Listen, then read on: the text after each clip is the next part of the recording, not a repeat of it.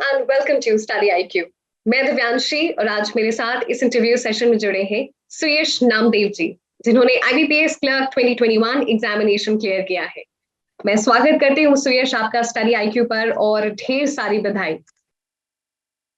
Thank you so much ma'am. Suyash, कैसा लग रहा है जब जिस एग्जामिनेशन को आप लिख रहे हैं, you take up the examination, you find your name in the final list, वो ऐसी फीलिंग होती है? इट वाज आज ही रिजल्ट भी निकला है। मैम एक्सप्रेस नहीं करते, बहुत अच्छा लग रहा है। पूरी बहुत बहुत संघर्ष रहा है। 12th के बाद से ही सारी मैंने गवर्नमेंट एग्जाम्स दी है और एक क्लियर गोल था कि गवर्नमेंट उसमें ही जाना है। और तो बहुत अच्छा लग रहा है। और आज का दिन एक एक मतलब उत्सव का माहौल है। I have didn't take a break from last 2 year से। मैंने इवन कोई भी ब्रेक नहीं लिया है। हर संडे को भी मैं वही 6 to 8 आवर्स पढ़ता ही था। और अभी कई कई फेजेस में प्रीलिम्स क्लियर कर दिए। लास्ट ईयर भी मैंने प्रीलिम्स क्लियर किए। This was my 4th mains examination I am given and I have cleared IBPS clerk. Provisional officer भी दिया था, उसमें भी 7 मार्क्स से मेरे रह गया था। और पिछले साल भी लॉकडाउन के समय भी, जब सेकंड लॉकडाउन लगा था उसके पहले भी 7 मार्क्स से मेरा आईबीपीएस आरआरबी क्लर्क में रह गया था। आई थिंक 17 और अराउंड। तो डिफरेंट फेजेस पे मतलब असफलता मिली है और 2-3 साल बाद ये सफलता मिली है, तो बहुत अच्छा लगा। सर, जैसे आपने बताया कि 12th के बाद से ही काफी संघर्ष रहा है और आप इस एग्जामिनेशन की तैयारी कर रहे हैं और आप डिटरमिन थे कि जाना है तो गवर्नमेंट जॉब के लिए ही जाना है, और उसके हिसाब से तो जो जर्नी रही है अभी तक, उसके बारे में अगर आप हमारे साथ शेयर कर सकें और उसको कैसे उस संघर्ष को सफलता में तब्दील किया। मैम जब मैं 12th से पास आउट हुआ था, तो मैम पहले तो फाइनेंशियल कंडीशन इतनी अच्छी नहीं थी घर की। मेरे फादर टेलर है, सिलाई का काम करते हैं। और 2 सिस्टर्स थी मेरी, तो वो भी हिंदी मीडियम से पढ़े हुए हैं, तो उन्होंने ही पूरी फीसेस भरी। इवन मैं ही इकलौता हूँ जो सीबीएसई से पढ़ा हूँ घर में। और उसके बाद 12th के बाद ही मैंने जो एसएसबी इंटरव्यू भी दिया था मैंने डिफेंस में। और मेनली मेरा जो था कि मुझे डिफेंस में आना, मुझे कुछ नेशन के लिए कुछ करना था। बट उसमें मैं AA एग्जाम होती है एक, SSR AA इन नेवी, इंडियन नेवी। तो वो मैंने दी थी, उसमें मेडिकल आउट हो गया था, मेडिकली आउट ऑफ। और उसके बाद मैंने सोचा कि क्यों ना गवर्नमेंट में ही इसमें ही दिया। फिर जैसे सेकेंड ईयर हुआ, थर्ड ईयर हुआ, एसएससी के एग्जाम्स दिए। Initially I was preparing for SSC, staff selection commission, CGL, मगर वो 3 साल ले रही थी। 2.5 से 3 साल हो रहे थे। एक पंचवर्षीय योजना के समान वो चल रही थी एग्जाम। तो मैंने बोला कि इतना मेरे पास समय नहीं है, मुझे जॉब चाहिए, घर की स्थिति इतनी अच्छी नहीं है, मुझे आज के युग में जॉब चाहिए। फिर लॉकडाउन आ गए, ये आ गए, पर मैं डिटरमिनेट था कि नहीं, मेरे को इसमें ही है। मतलब आधी दूरी तो तय कर दी है और अब पीछे नहीं मुड़ना है, अब इसमें ही करना है। तो लास्ट ईयर भी पढ़ा, कुछ मार्क्स से रह गए मेंस में। फिर इस साल फाइनली मतलब सिलेक्शन लिया और आईबीपीएस क्लर्क में central bank of India allot हुआ। सुरेश, आपने जैसे बताया कि बहुत बहुत संघर्ष किया आपने जिंदगी में, और उस संघर्ष को जब एक सफलता मिलती है तो वो एक अलग अलग खुशी होती है, उसको बयां भी नहीं कर सकते। और सुरेश, आपने जैसे बताया, इट्स वेरी वेरी इंस्पायरिंग। जब बना लिया कि और सब एग्जामिनेशन एक तरफ और अब हम बैंकिंग की तरफ आते हैं, तो जो माइंडसेट होता है, बैंकिंग एग्जामिनेशन का सिलेबस देखना, प्रीवियस ईयर के क्वेश्चंस देखना, कैसे स्ट्रैटेजी बनाई? मैम मैंने मतलब मैं 2017 से स्टडी आईक्यू जो ऑनलाइन चैनल है उसको फॉलो कर रहा था। और लॉकडाउन के समय में भी जब मतलब मेरी ग्रेजुएशन जब हो गई थी, तो मैं जब एसएससी काफी समय ले रही थी, तो मैंने देखा था कि ऑनलाइन वीडियोस आते हैं। स्टडी आईक्यू है, जो स्टडी आईक्यू पे कोर्सेज भी है। और तो मैंने स्टडी आईक्यू का जो एसएससी और बैंक पीओ का कोर्स था वो मैंने बाय करा। और डॉक्टर गौरव गर्ग सर जो कि करंट अफेयर्स पढ़ाते हैं, उनसे मैं जब यूट्यूब पे 139 रुपीज का जब प्रीमियम कोर्स पढ़ाते थे, जब से मैं उनसे जुड़ा हूँ सर से। जब से मैंने करंट अफेयर्स सर के बाय किए थे और जब से प्रीमियम ही मैं जब से पढ़ रहा था, उसके बाद सर ने ऐप लॉन्च किया, ऐप पर सर पढ़ाते। तो सर तो एक अपने आप में एक बहुत बड़े इंस्पिरेशन है, उनसे ही सब कुछ सीखा है। उनकी जो बुक है सफलता की राह, एक एक बात को मैंने फॉलो की है अपने लाइफ में। उनकी हर एक भी वीडियो में सर का मिस नहीं करता हूँ और उनकी हर एक बात को फॉलो करता हूँ, अपनाता हूँ उससे। और उसकी बदौलत है कि आज आज मैंने एग्जामिनेशन भी क्लियर करी है। और सर के करंट अफेयर्स का जो नॉलेज होता है, हर दिन वो जो एक एक इन्फॉर्मेशन भी जो प्रोवाइड करते हैं, उससे हम अपनी पूरी ओवरऑल पर्सनैलिटी में एम्पावर्ड फील करते हैं एक। और बहुत बहुत इंस्पिरेशन मिलती है इन सब चीजें। सो यही सब चीजों की वजह से आज मैं यहाँ पे खड़ा हूँ। सर का एक बहुत बहुत बड़ा हाथ है, डॉक्टर गौरव गर्ग सर का। और भी सुरेश, आपने जैसे बताया कि 2017 से आप स्टडी आईक्यू को फॉलो कर रहे हैं और बहुत बड़ा पार्ट है आपकी सक्सेस का स्टडी आईक्यू की वजह से। एग्जामिनेशन में कैसे मदद किया? एग्जामिनेशन में मैम मैंने जो कोर्स सर का कोर्स बाय किया था एसएससी बैंक पीओ, वो मैंने पूरा फॉलो किया। From reasoning, quant, Abhishek sir ने क्वांट पढ़ाया था। रीजनिंग में राहुल सर का क्वांट था। एक वासु सर का क्वांट का कोर्स भी मैंने खरीदा है, वो भी मैं पढ़ा था। और सर के जो करंट अफेयर्स है जो कि मेंस के लिए काम आते हैं, वो मैंने प्योर ऑनेस्ट वे से मैंने सर के करंट अफेयर्स फॉलो किए हैं। और मैंने कोई सोर्स फॉलो नहीं किया है, सिर्फ स्टडी आईक्यू भी मैंने फॉलो किया है। गौरव सर करंट अफेयर्स के मेंस में उसने बहुत मदद की है मुझे मेंस को क्लियर करने। सुरेश, मैं आपसे समझना चाहूंगी कि आज इंटरनेट की पेनिट्रेशन है, there are hundreds of YouTube channels जो फ्री में भी कंटेंट देते हैं, फ्री में भी पढ़ाते हैं, बट स्टिल क्यों कोर्स खरीदा स्टडी आईक्यू का? जी मैम। मैम मैं जब मैंने पास आउट किया था अभी ग्रेजुएशन 2020 में, जब मैं ग्रेजुएशन पास आउट किया था 2020 में लॉकडाउन लॉकडाउन था। आई थिंक 1 अप्रैल के दिन ही था जब लॉकडाउन हुआ था। और कोइंसिडेंस की बात ये है कि आज आज 1 अप्रैल है, और मैंने जो कोर्स बाय किया था एसएससी बैंक पीओ का, वो भी मैंने 1 अप्रैल को ही बाय किया था, टू ईयर्स पहले 2020 को। मैं आपको स्क्रीनशॉट भी मैंने भेजा सर को। तो कोइंसिडेंस तो देखो कि मतलब बोलते ना, विधना तेरे लेख किसी की समझ ना आते हैं। वो आज 2 साल बाद ही मेरा सिलेक्शन हुआ, और उसकी आज एक्सपायरी डेट ही है वो कोर्स की।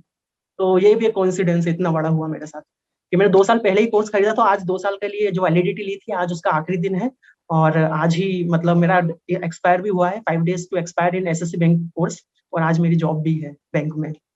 और तो ये भी कोइंसिडेंस हुआ मेरे साथ। मैम जो आपने क्वेश्चन पूछा है, उसका उसका answer ma'am ma'am SSC bank PO course जो है स्टडी आईक्यू का, मैं काफी समय से स्टडी आईक्यू को फॉलो कर रहा था। और मैंने देखा है कि जो एक विश्वसनीयता है स्टडी आईक्यू में। और जो टीचर्स जो फैकल्टीज पढ़ाते हैं, जो फ्री कंटेंट है हमारे यूट्यूब पे, वो भी बहुत अच्छा है टीचर्स का। और एक ट्रस्टवर्दीनेस है। गौरव गर्ग सर के जो करंट अफेयर सर पढ़ाते हैं उसमें, और उसने मुझे बहुत हेल्प करी है, और बहुत हेल्प करी है अपनी एग्जाम को क्लियर करने में। और इसी वजह से मैंने प्योर ऑनेस्ट वे से स्टडी आईक्यू को फॉलो किया, और जिससे मुझे सफलता प्राप्त हुई। Suresh, we are very glad. और अगर गौरव सर और हमारे सभी टीचर्स स्टडी आईक्यू पे सुन रहे होंगे और आपकी सफलता से बेहद ही खुश होंगे, and they must be very proud of you. Suresh, अब वापस एग्जामिनेशन की तैयारी की तरफ आते हैं, और जब आईपीएस क्लर्क की बात करते हैं तो टाइम मैनेजमेंट बहुत इंपॉर्टेंट फैक्टर हो जाता है। स्पीड और एक्यूरेसी किस तरीके से लाई जाए, तो उसको कैसे अपने प्रिपरेशन में इंक्लूड किया आपने? मैम मैम जैसे कि टेस्ट सीरीजेस आती है, मैम टेस्ट सीरीजेस मैंने फॉलो की। टेस्ट सीरीज पे प्रॉपर टाइम टू टाइम मैं टेस्ट लगाता था। जो भी अपने वीक एरिया से उसके लिए थोड़ा सा अलग समय निकाल लिया, वो टॉपिक्स अलग लिख लिए कि हाँ इन सेक्शंस में मुझे ज्यादा मेहनत करनी है। और जो मेरे सेक्शन से जिनमें मेरी ऑलरेडी स्पीड अच्छी है, वो मैं लगाता था। और जो सेक्शन से वीक है मेरे, उसमें ज्यादा से ज्यादा मैंने मेहनत करी। और आई थिंक प्रॉपर जो टेस्ट सीरीजेस है उनकी वजह से आई थिंक टाइम मैनेजमेंट अच्छा रहा, और स्पीड और एक्यूरेसी काफी अच्छी रही एग्जामिनेशन में। फिर जब लगातार अलग अलग एग्जामिनेशन आप प्रिपेयर कर रहे तो कई बार ऐसा हो रहा था कि you were clearing the prelims, but कुछ कुछ मार्क्स से आप फाइनल लिस्ट में अपनी जगह नहीं बना पा रहे थे, तो भी कैसे मोटिवेटेड थे, कंसिस्टेंट थे और डिटरमाइंड थे कि करना है तो गवर्नमेंट जॉब करना है, और इतने दूर आए हैं तो उसको कंप्लीट करना है? मैम जब भी मैं जैसे प्रीलिम्स एग्जाम्स क्लियर हो गए थे लास्ट ईयर भी, आई थिंक एसबीआई जे में भी मैं state bank of India junior associate में आई थिंक 17 मार्क्स में रह गए थे अभी लास्ट ईयर 2021 में। तो मैं इतना तो था कि नहीं, मुझ में मैं कर सकता हूँ वो चीजें। बस कहीं कहीं पे जो वीक एरियाज है उन पर काम करना था, तो उन पर काम किया। और जो एग्जामिनेशन में ओवर अटेम्प्ट्स हो जाते हैं, कई बार हमें चीजें आती है, हम ओवर अटेम्प्ट कर देते हैं, कुछ मिस्टेक्स कर देते हैं, उनको पहचाना और उनको ओवरकम किया। और जो वीक एरियाज थे उन पर काम किया, और इसकी वजह से आज लिस्ट में एग्जाम क्लियर हुई। सुरेश, प्रीलिम्स और मेंस की जब बात करें तो कई बार ऐसा होता है कि लोग अलग अलग तैयारी करते हैं, और but that is a wrong concept. तो आपने कैसे तैयारी की? मैम मैंने प्योरली पहले जो प्रॉपर नोट्स बनाए सारे सब्जेक्ट्स के, जो भी क्वांट होता है, रीजनिंग होता है। और उन्हीं नोट्स को प्रॉपर फॉलो किया, रिविजन करा टाइम टू टाइम। और टेस्ट दिए, मॉक टेस्ट दिए, proper time management, weak areas देखे, और वो उसने काफी हेल्प करी मेरे एग्जाम्स क्रैक करने में। सुरेश, पिछले के एग्जामिनेशन के अटेम्प्ट से क्या चेंजेस लाए कि इस बार आपका फाइनल लिस्ट में नाम है? क्योंकि हम जो पिछले अटेम्प्ट से जो गलतियां सीखते हैं वो हमारी सबसे बड़ी सीख होती है। मैम एक मिस्टेक मैं जो अधिकतर करता था, मैं जैसे reasoning is my good, reasoning section मेरा अच्छा है, क्वांट भी अच्छा है, एक सेक्शन इंग्लिश भी ठीक है। बाकी जीए सेक्शन में कई बार क्या होता था कि जैसे हमें टाइम मिल जाता है एग्जामिनेशन में जब रहता है, तो मान लो 40 मिनट्स का टाइम जैसा है एग्जामिनेशन में, मेंस में, तो हम क्या करते हैं, हमारे जो जीए सेक्शन रहता है उसके क्वेश्चन 20 मिनट्स में हो जाते हैं। तो हम क्या करते हैं, जो हमारा एक्स्ट्रा टाइम रहता है उसमें हम और अटेम्प्ट कर जाते हैं कई बार, जो हमें मतलब एक्साइटमेंट रहता है कि ये दो तीन तीन ऑप्शन एलिमिनेट कर दिए, अब इन दोनों में से ही एक आंसर होगा, और हम उन दोनों में से भी एक को टिक कर जाते हैं। तो इसको मैंने मिनिमाइज करा था इस एग्जामिनेशन में, इसमें कि अब मुझे ओवर अटेम्प्ट नहीं करना है, और जो क्रिस्प है वही एक्यूरेसी रखना है। और इसने मुझे काफी हेल्प करी एग्जामिनेशन क्लियर करने में, कि मैं कट ऑफ क्लियर हुआ, मेरा कट ऑफ मार्जिन पे आगे ज्यादा मार्क्स। मॉक टेस्ट का कितना रोल है? हमें पता है मॉक टेस्ट बहुत इंपॉर्टेंट है, आपको एग्जामिनेशन में जाने से पहले you should practice lot of mock test, लेकिन कितने मॉक टेस्ट आपने लगाए और कब से लगाए? Ma'am from ma'am I think last 2020 से ही मैं मॉक टेस्ट लगा रहा हूँ, और आई थिंक गिनती करना तो पता नहीं है, but I think daily 2 days में एक मॉक टेस्ट में लगाता था, हर 2 दिन में एक, और सेक्शनल मॉक तो हर दिन लगाता हूँ, सेक्शन मॉक टेस्ट। और फ्रॉम 2020 से ही, जब से एग्जामिनेशन दे रहा हूँ, जब से ही मॉक टेस्ट लगा रहा हूँ। श्रेष, एक और इम्पोर्टेंट सेक्शन पे मैं बात करना चाहूंगी, आप इंग्लिश इंग्लिश को किस तरीके से अटेम्प्ट करना है, क्योंकि इसको कई बार लोग लाइटली भी ले लेते हैं, कई बार जो हिंदी मीडियम स्टूडेंट्स हैं उनके लिए डिफिकल्ट हो जाता है।